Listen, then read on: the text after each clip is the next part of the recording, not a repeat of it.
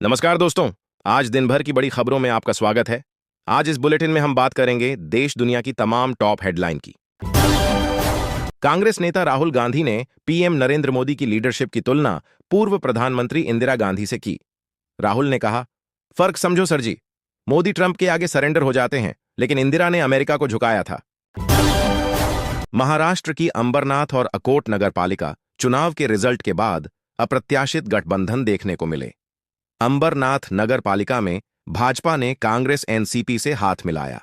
वहीं अकोला जिले के अकोट नगर परिषद में पार्टी ने असदुद्दीन ओवैसी की एएमआईएम के साथ गठबंधन किया। हालांकि यह गठबंधन कुछ ही घंटों में टूट गया। कांग्रेस वन ने भी 12 पार्षद निलंबित किए। इंदौर के भागीरथपुरा में दूषित पानी से मौतों की संख्या 18 से बढ़कर 20 हो गई है। सरकार ने हाईकोर्ट में पेश की रिपोर्ट में सिर्फ 4 मौतें भर होना माना है, जबकि 18 मृतकों के परिवारों को 2-2 लाख की सहायता दी जा चुकी है। नेशनल मेडिकल कमीशन एनएमसी ने जम्मू स्थित वैष्णो देवी मेडिकल कॉलेज की एमबीबीएस की मान्यता रद्द कर दी है।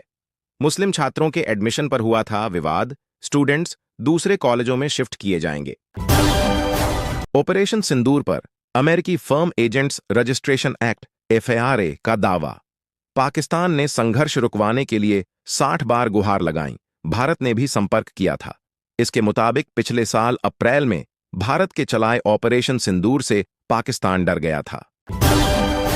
दिल्ली के रामलीला मैदान इलाके में देर रात फैज़े इलाही मस्जिद के पास अतिक्रमण विरोधी अभियान के दौरान हिंसा भड़क गई।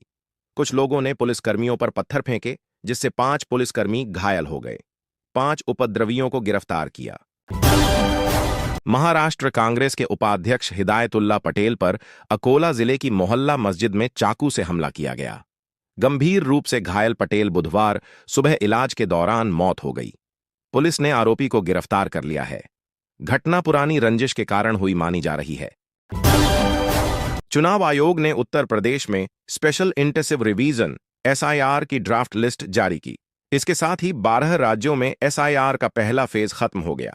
वोटर लिस्ट को दुरुस्त करने के लिए 28 अक्टूबर 2025 से शुरू हुई मुहिम 2 महीने 11 दिन चली।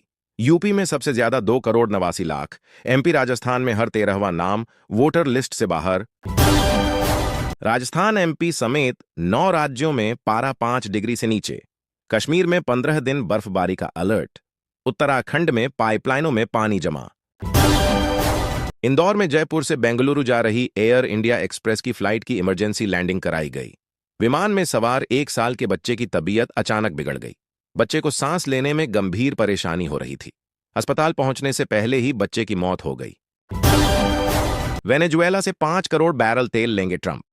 कहा, कमाई पर भी मेरा कंट्रोल रहेगा। 5 करोड़ बैरल कच्चे तेल की कीमत वर्तमान में करीब 25,000 करोड़ रुपए है। अमेरिकी राष्ट्रपति के मुताबिक इसका इस्तेमाल वेनेजुएला और अमेरिका के लोगों के हित में किया जाएगा। ट्रंप ग्रीनलैंड पर कब्जे के लिए सेना भेज सकते हैं। ग्रीनलैंड डेनमार्क का एक स्वायत्त इलाका है, जो नाटो का हिस्सा भी है। यहां पर डेनमार्क के करीब 200 सैनिक तैनात हैं।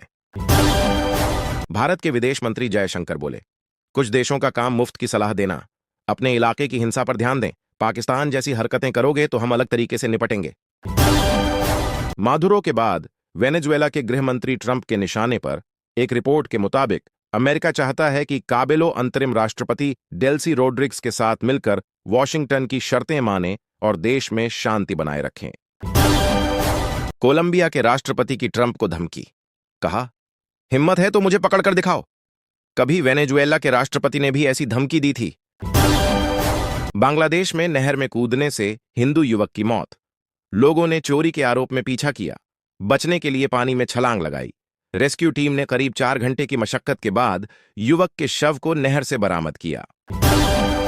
अमेरिकी दबाव के बीच हमास नेता का पाकिस्तान दौरा लश्कर के प्रोग्राम में चीफ गेस्ट बनकर पहुंचे, जिसे लश्कर-ए-तैयबा का समर्थन मिलता है। सरकार ने एयरलाइंस से पूछा, दिसंबर में कितना किराया वसूला। इंडिगो की 4,500 फ्लाइट्स कैंसिल होने पर पैसेंजर्स को कई गुना किराया चुकाना पड़ा था। चांदी 2,48,000 रुपए के ऑल टाइम हाई पर आज 4,850 रुपए महंगी हुई। सोना 15 रुपए बढ़कर 1,37,000 रुपए हुआ। वैभव सूर्यवंशी ने 63 बॉल पर सेंचुरी बनाई। भारत U19 ने साउथ अफ्रीका को 394 रन का टारगेट दिया।